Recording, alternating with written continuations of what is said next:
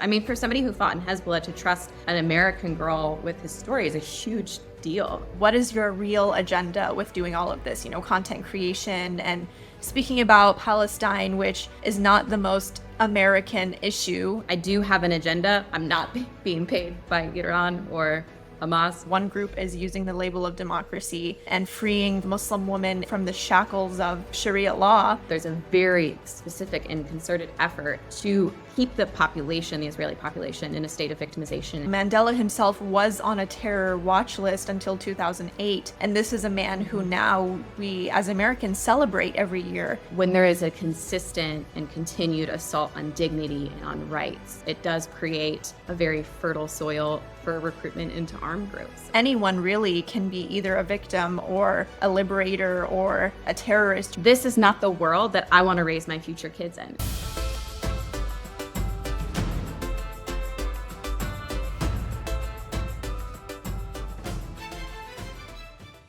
Assalamu alaikum and welcome to another episode on the TMJ podcast. Today we have yet another special guest. Hannah Smith is a content creator, activist, and writer. Her passion for storytelling has led her all around the world, from countries like DR Congo to Ireland, Iraq, and Colombia. Today, she's a fierce advocate for collective liberation and is currently writing a book on the origin of harm and how to create lasting positive change. Thank you so much, Hannah, for being with me today. I really appreciate you giving us your time, and I'm really excited to have this conversation with you as someone whose platform has recently been very heavy on Palestine content. And that's kind of the point that I really would like to start this conversation with you about, is many Western audiences just became introduced to what is really going on in Palestine from October 7th. So essentially prior to that, many Americans were ignorant to what was actually going on in that region. Why do you think that is? So I think that there's a few layers to this. And thank you so much for having me on, Sarah. I'm really excited for this conversation. So I do think that there are some layers to this. I think some people could sort of argue that a lot of people in the US, and I can kind of speak specifically about the US as someone who was born and raised here, not necessarily on all Western audiences, but a lot of people in the US have a bit of apathy when it comes to global history and kind of the root causes of these conflicts. And so some could argue that that is why there's a lot of ignorance surrounding the Nakba and the decades of oppression and injustice against Palestinians. But I don't think that that paints the full story. And I say that because a lot of Americans are aware of the founding of Israel. They are aware of the Israeli perspective. And so I think that there has been a very specific and well-backed effort, both by the US government and by the Israeli government, to influence the public opinions of just regular everyday Americans and really make sure that there's an abundance of information from the official Israeli perspective, and that it will drown out the information from the Palestinian perspective. And so I think maybe the apathy explains a small part, but I do think that there has been an effort, and especially because of the US support for Israel, we don't want to be learning about things that are going to make us maybe feel a little bit guilty until it's so in our face. And so I think that's somewhat explains. And I think it's interesting that you say that. One of the things that actually I'm sure you're aware came out throughout the past 9 months is, for example, there was a leaked New York Times memo explaining that their journalists should avoid using certain words like genocide or ethnic cleansing. Very deliberate limitation of words that really do paint the reality of what's happening there. When you have a journalistic integrity principle in place for these top shot news organizations like New York Times, it's kind of surprising to see them come out and say, you guys should consciously be avoiding these words, when we see essentially those same level of charged words being used for conflicts like Ukraine, or conflicts that it would benefit the US to be painting it in a very specific way. How much do you think that Americans really do trust their media when it comes to coverage of international events, specifically with Palestine?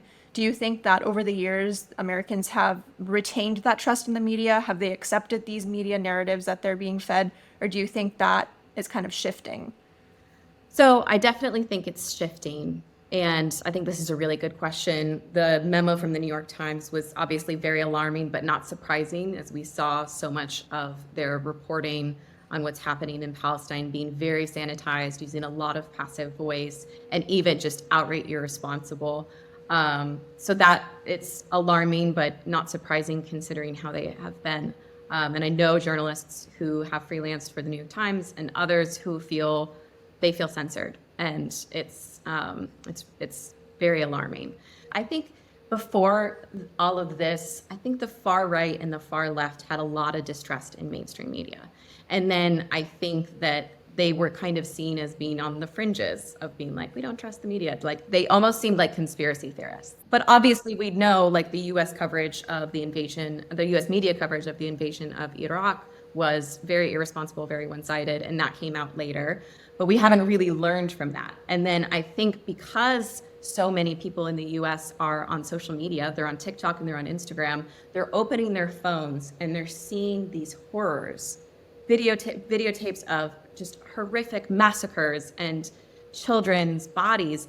And then they're going to go on the New York Times website or on CNN and they're going to see a narrative that is just completely different from what they're witnessing on their screens. And so because of that, this distrust in the media is no longer a fringe concept. It's now become very clear. The media, like a lot of mainstream media companies, have exposed themselves. They've exposed their double standard.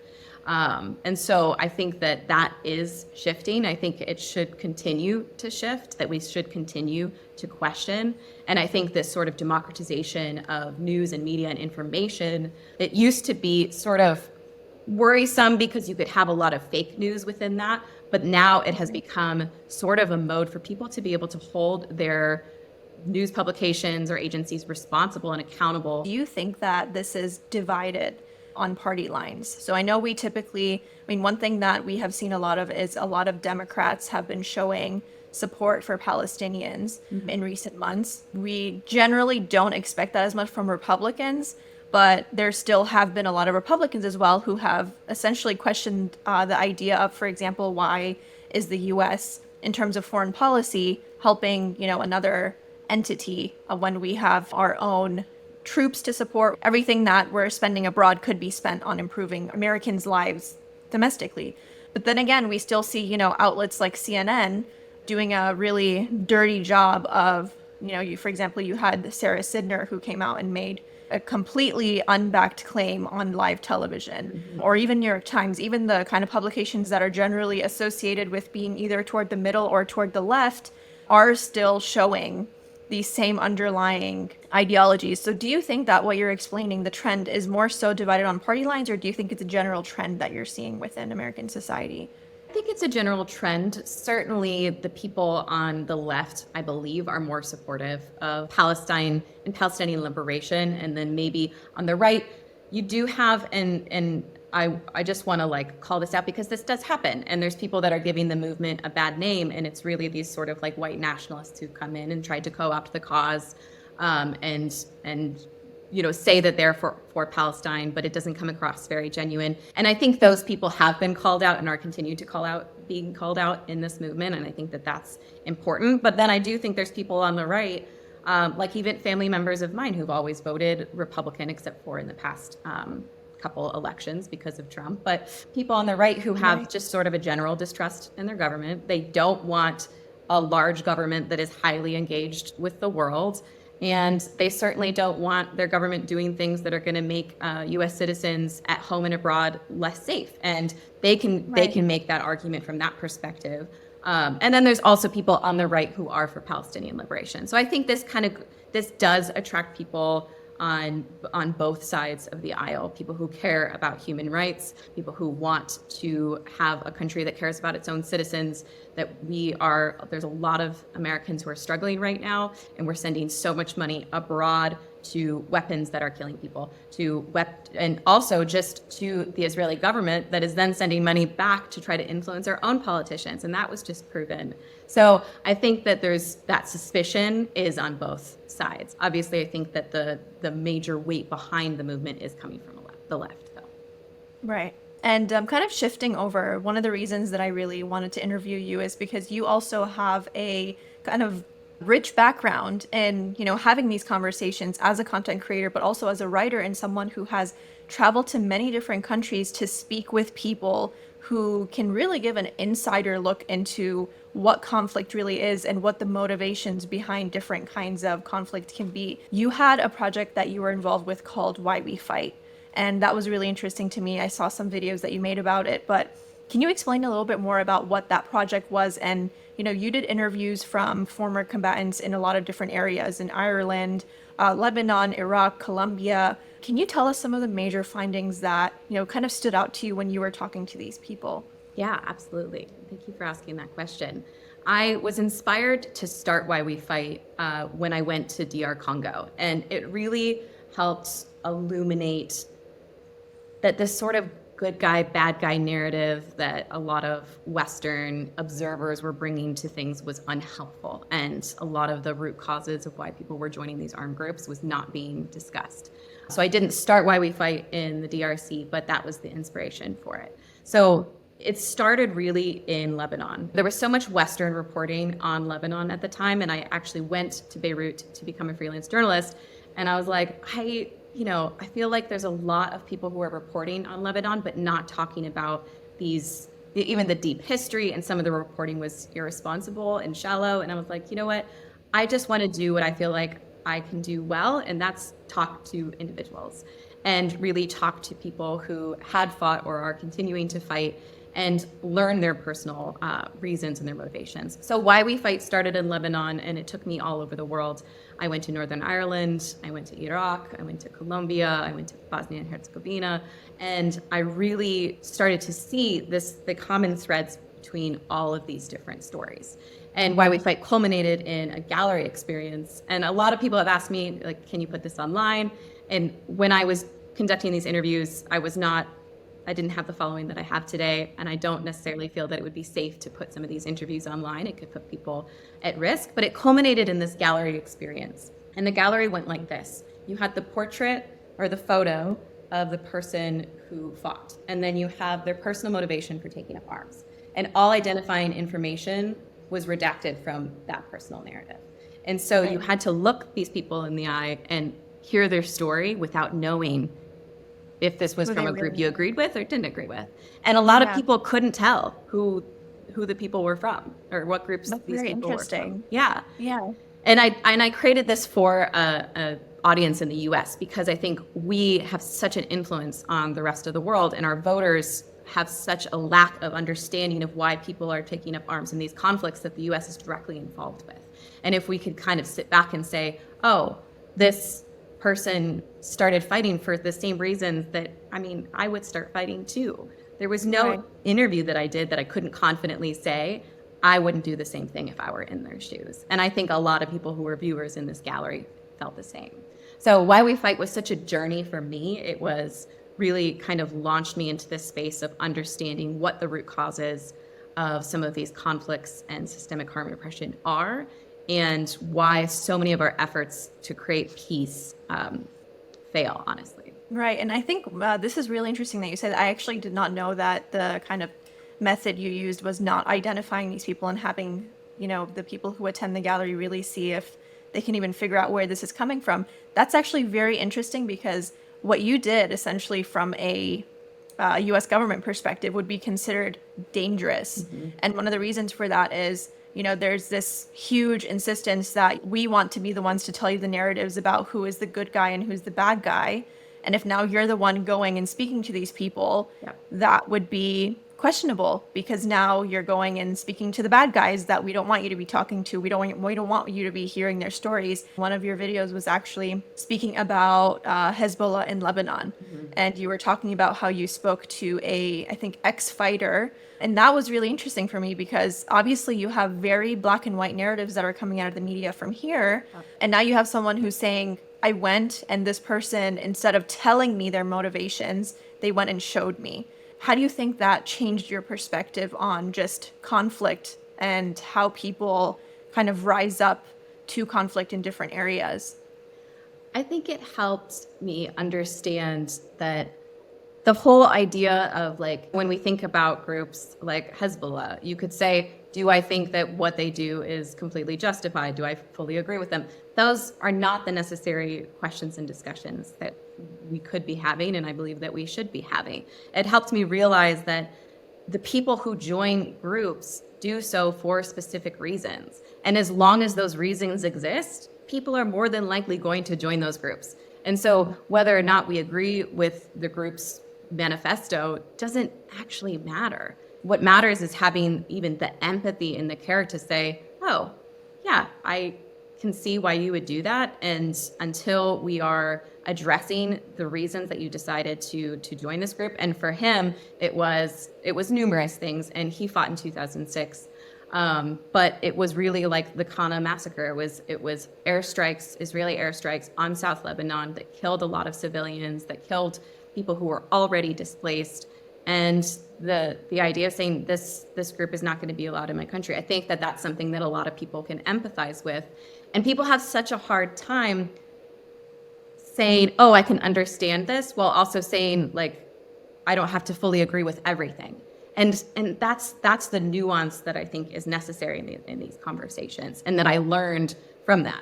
And I was very honored to have access to a lot of these people's stories. I mean, for somebody who fought in Hezbollah, to trust an American girl with his story is a huge deal. And it's because people realized that the world didn't know why, and they wanted the world to know why. So they were willing to say, okay, I'm going to take a risk and I'm going to talk to this person. 100%. Yeah. And I think the image that you just described is kind of, people would assume for it to be very similar to this idea of like the perfect example of a clash of civilizations. And I think that's really, that's a very strong image. And the reason I say that is because you mentioned, for example, agreeing or not agreeing with a certain group's manifesto.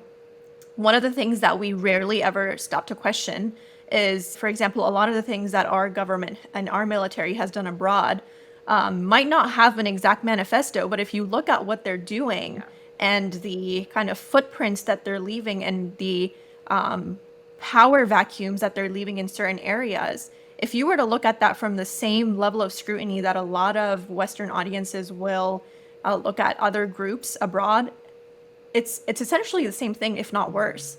It's saying, you know, you have an aggressor who is going to countries abroad in the name of democracy, and that's, I guess, the thing that makes the difference is one group is using the label of democracy and liberation and freeing, for example, Muslim women in Iraq or Afghanistan from the shackles of Sharia law. That becomes their big motto, versus another group that, you know, has a different manifesto, but when you go and talk to them, essentially what they're doing is very similar to the same ideals of protecting homeland and family and everything sacred to any person. Moving on to the next question, this is kind of the more, I guess, you know, the typical do you support Hamas question that Piers loves to ask his guests. But the reason the Hamas topic was important to me is because you have interviewed and spoken to a lot of combatants, and many people consider Hamas to be the same kind of theme of resistance fighters and people who are essentially fighting for their own people and for the dignity and for the liberation of the Palestinians. Would you say that for them, based on what you've seen, you would say they also qualify as the same kind of trend of, you know, being a natural consequence of the trauma and the decades of aggression that Palestinians have been experiencing? And if you were to speak to a combatant from their side as well, do you think you would receive a similar story to the many combatants you've spoken to previously? Yeah, I definitely think that, and I tried always to focus on not leaders in armed groups, but just the sort of regular folks who join. And I think if I were to speak with someone from Hamas and about their personal motivations for taking up arms, I think if I put their photo and their story alongside all of these others, I don't think people would be able to pick them out. I think people might have in their mind their idea of what, you know, and I don't use this word, but it's thrown around a lot, like a terrorist would think and do. And it's really not helpful. And I genuinely don't think people would be able to say, oh, that's Hamas versus this is, you know, a group that the US government has supported. I think that when there is a consistent and continued assault on dignity and on rights, it does create a very fertile soil for recruitment into armed groups. And so I don't want to say that it's inevitable, because I think it's really important to honor and respect agency of all people, and everyone decides what they do, but it's highly likely. And so the question of supporting or not supporting, again, is like, this is just what's going to happen. And it's to want to defend your people, to want to defend your land, to want to sort of take back what was taken from you, I think is a very natural human response. And yeah, I think if I were to interview someone from Hamas, and I don't support, again, it's not an issue of, I guess, personally, like for me, because of my interviews, I've come to believe in nonviolence as the most effective way forward. But that is like my personal beliefs. That is my personal, like, how I would feel is moral for me in a situation. But do I have any right to say what someone else should do in their situation? Do I have any right to say if you've dealt with, decades of oppression, that you should think a certain way or act a certain way? I don't feel that is my place to say it.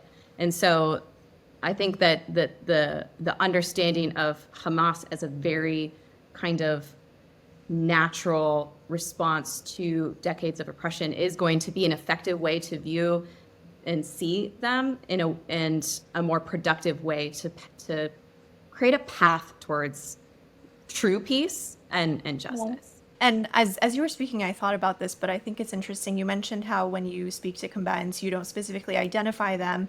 And if you were to show those same words in their stories to an American audience, there's a chance that they might actually relate to it. Do you think you could say the same if you were to interview, let's say, a member of the Israeli military?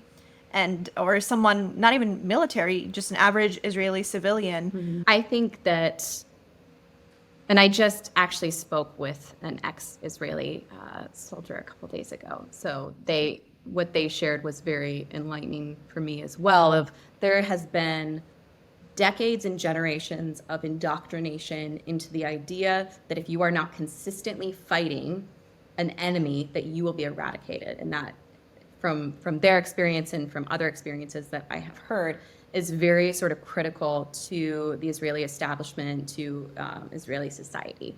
And so how do you consistently recruit people to fight and oppress others? I think you have to have some of these ingredients. You have to have fear. You have to have a sense of victimization. It's going to be a very different victimization than I feel like the Palestinians have experienced, but it still exists nonetheless. And so I think that there is a space. I don't necessarily think all IOF soldiers. I think that there's a lot of people who you would be like, immediately you would spot them for who they are, whatever. But if you took all the identifying information and you redacted it, I don't confidently know that you would be able to pick them out of the group either, which is unfortunate. And this does not at all justify this. But I think that there's a very specific and concerted effort to keep the population, the Israeli population, in a state of victimization and fear so that they can recruit and justify what they're doing. But I think it's a very different approach that's needed to Israeli society to create peace than it would be to Palestinian societies.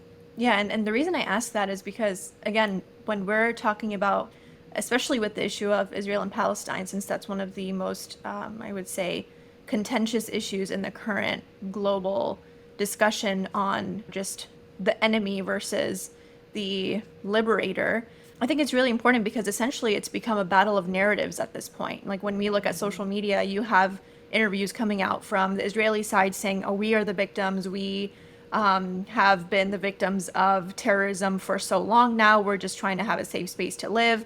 And then you go talk to the Palestinian side and they're saying, this was our land and essentially it was just taken from us with just like that. And essentially the whole world conspired and all the superpowers conspired to make this happen, and it's as if we just never existed.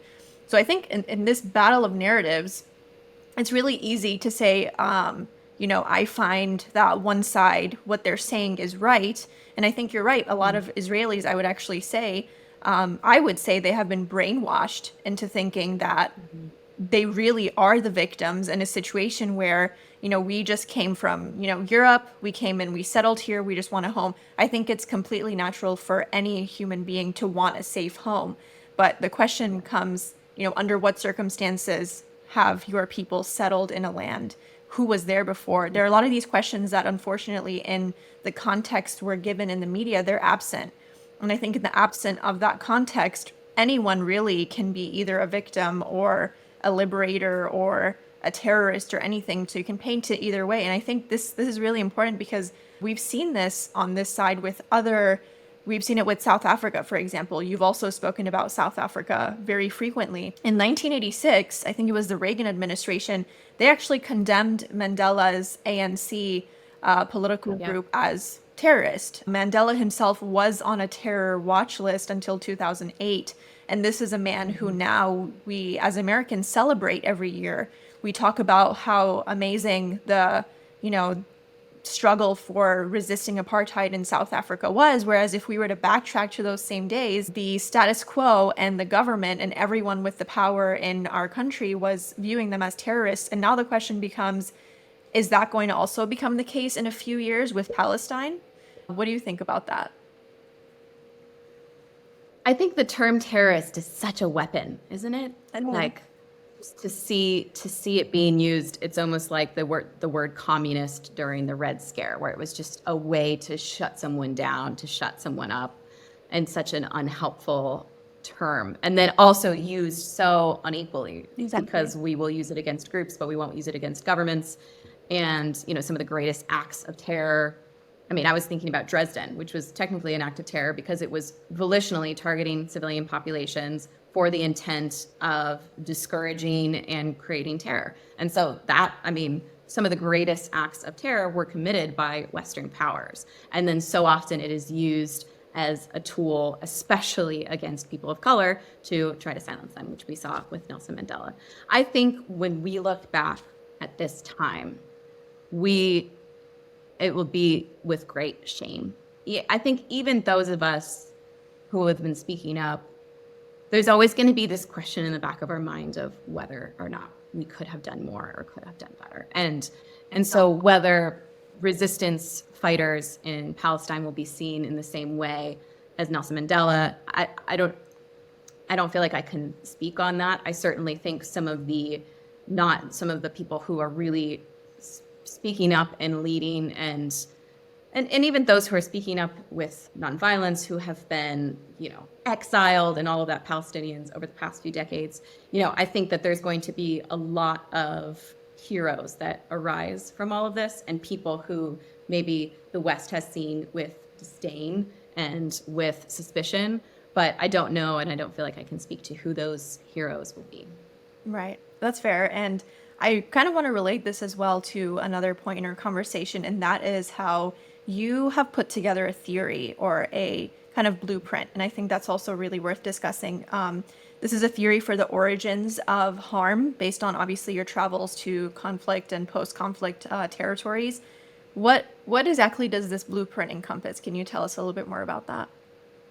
Yeah, of course. Thank you for asking. This blueprint, it kind of started to form while I was in Lebanon. And then as I continued to do these interviews and then also just talk to survivors of conflict, it really started to formulate. And as I was researching so much of the US foreign policy during the Cold War that backfired, it was like, okay, what is going on? Right. Why do so many humanitarian efforts fail? Or why are so many, ineffective in the long run? Why is so much peace building just very surface level?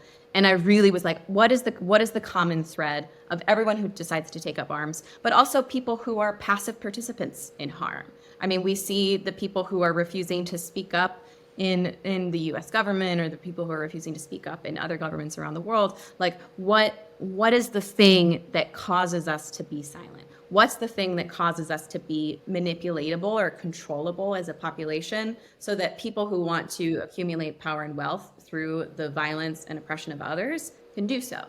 And I sat with this idea for such a long time and almost like obsessed over it because I wanted to get to the bottom of it. I was like, we just need like some formula or framework that we can just go off of to say, these are the necessary ingredients to create lasting positive change.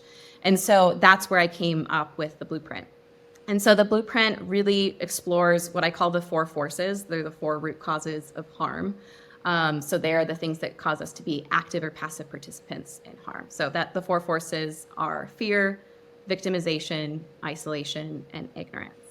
And if we want to create lasting positive change, if we want to create a better, more beautiful world for everyone, we our solutions and our movements must address those four forces with their opposites, and we must also build resilience within ourselves. And so much of this is obviously inspired by my conversations with former combatants of, what could have stopped this from happening in the first place. And a lot of it is addressing the injustices. A lot of it is addressing, and we brought up, in Israeli society, the indoctrination and the brainwashing. A lot of it is addressing ignorance, and in such a way that really gets to the root of it. It's not just like sitting here with a whiteboard and teaching someone out of ignorance. It's showing someone out of ignorance. It's showing people there's a reason why Israeli society is so threatened by meetings between Israelis and Palestinians, because it destroys the Israeli narrative that everybody wants to push them into the sea. Right. And so all of this needs this sort of concerted effort to eradicate these forces. And when these forces are eradicated, we're able to think for ourselves. We're not going to be manipulated by our leaders to partake in violence or to let violence happen. We're going to speak up when we see something that's wrong. And it's the people the people who are greedy, the people who want to use these existing forces to accumulate wealth and power, they're not going to be very relevant if the forces are not here. That's the tools that they use. And so the blueprint is really exploring what those four roots are and, how we can address them within ourselves, because that's also really important, and then within society to create lasting change.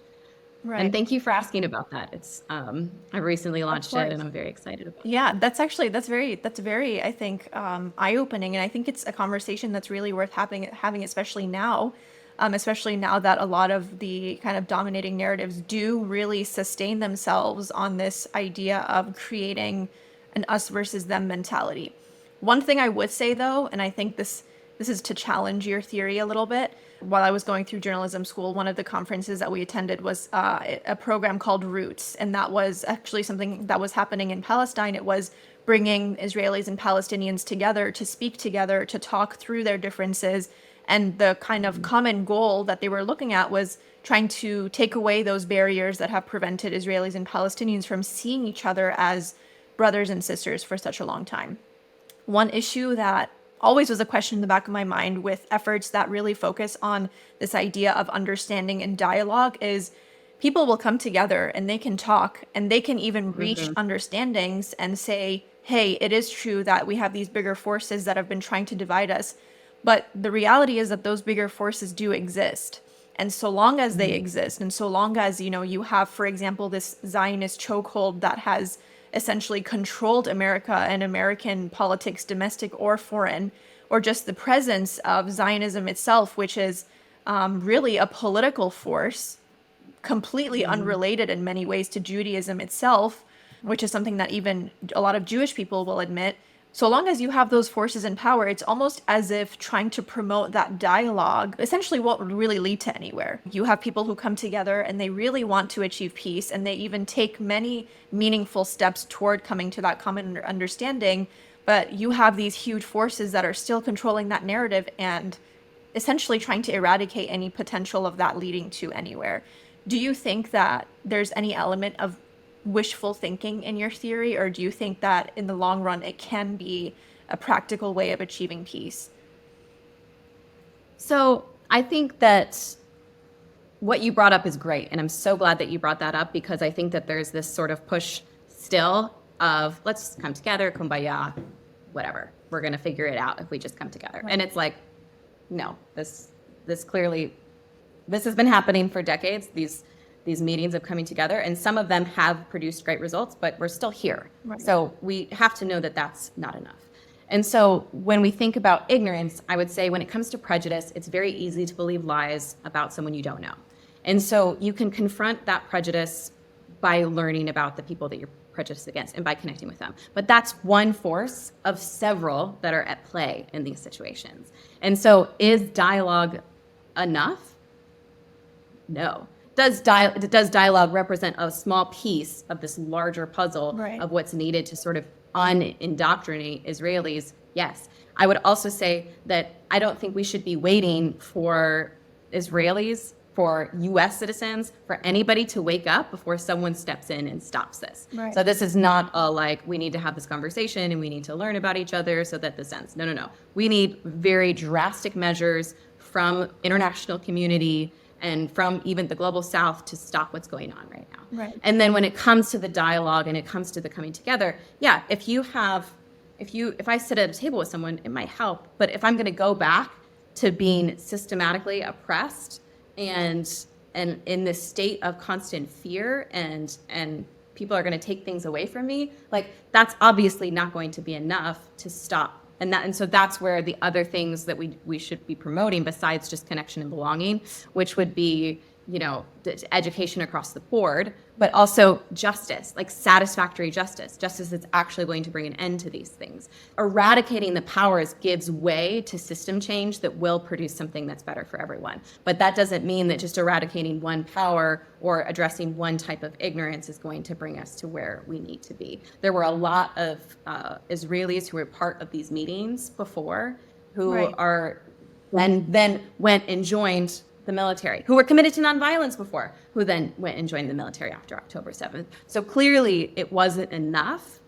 It's just a small piece. So I think that we're wishful thinking if the idea of coming together was the core, then I think that would have definitely been wishful thinking. And I think, it can be beautiful to connect, but it's not enough.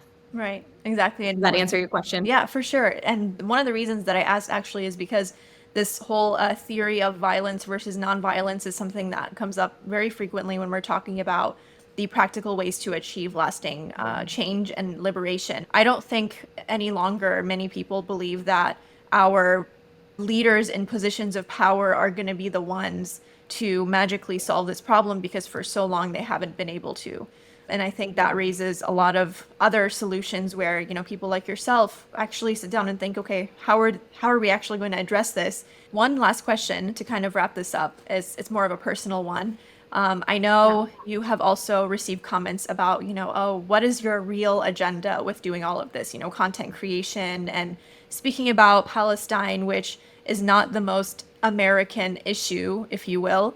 And there has also been on other sides with just other American or Western content creators that have grown a platform speaking about Palestine. One of the questions that is often thrown at them is, what are you really benefiting from this? And, is this just about putting a platform out there and being that, white person who is amassing a huge following because this is the hot new topic? How do you respond to some of those comments? Because I know they do come up frequently. Yeah, I think, I'll address the second part of that question, which is really Okay. people who are suspect about, and then I'll address the first part sure. later. Yeah. So if people are suspicious of me because I am Western and because I'm speaking about this, they have every right to be. And so it's a little bit like, I don't necessarily fully address those things head on, because I think that the only way to prove that I'm not just doing this for clout is to just continue to speak up. And the people that have watched a lot of my videos, they know that this is something that I've cared about for a long time, and they know that I'm informed on this subject. And so I didn't just sort of hop in to this conversation to try to gain a following and things like that. And so it's really like, if I'm going to have a conversation with somebody who's suspicious of me, I could be like, I fully understand why you feel that way. And the only way that I can prove you wrong is not by arguing with you, but just by showing you that I am doing this from a place of like really wanting something better, which brings me to my agenda, which I do have an agenda. Like, how could we not? We are seeing horrors happen. And I think it's like live streamed genocide that has been bolstered and enabled by systems that so many of us have been asleep to, that will take a long time to fully dismantle. And how could we not have an agenda to want those systems to be dismantled? How could we not have an agenda to want collective liberation? How could we sit here and say, oh, I just want to educate? No, I don't just want to educate. I want to inform people, and not only on what's happening right now, but also the U.S. history and involvement in other countries that have created and perpetuated, violence and conflicts and all over the world, so that people understand that this didn't start on October 7th. I'm not just talking about Palestine, but I'm talking about the U.S. involvement and U.S. imperialism in the world. And so when people say I have an agenda, so a lot of people will say like, you get checks from Iran. So you're Oh, wow, Iranian. that's If you could ask them to send my checks, that would be great oh my because goodness. I've received none. That's a bit of a But it's, stretch, I would say, but sure. yeah, it's people. That's one of those every accusation is a confession type Mm, deals because obviously influencers are paid by supporters of Israel, and that it's they that happens. But the funny thing about the truth is you don't have to pay people to tell the truth, and that's why so many people are speaking up for Palestine with no further agenda, with no want to make it a career or to make money from it. That's, 100%. that's how it got here. So I do have an agenda. I'm not being paid by Iran or Hamas or whatever. I don't feel like Right. anybody who's speaking up needs to be paid because we just want to do this because it's right. But I definitely have an agenda. The world that we live in, that with the international systems that we have that have stood by as for decades as Palestinians have been tortured, as children have been tortured, and then with this continued and ongoing genocide, this is not the world that I want to raise my future kids in. And so my agenda is I want to co-create a better world because I do fully and wholeheartedly believe that our liberation and freedom is tied up together. I believe that nobody is free until we're all free. So 100%. that's my That was very inspiring. That was also a very good ending to this conversation. I think it really brought together a lot of what you have been doing for a very long time. And it was really an honor to be able to speak to you more about all of your findings and your travels and everything, and all the best to you. Thank you so much, Hannah, for being with us today. Thank you so much, Sarah.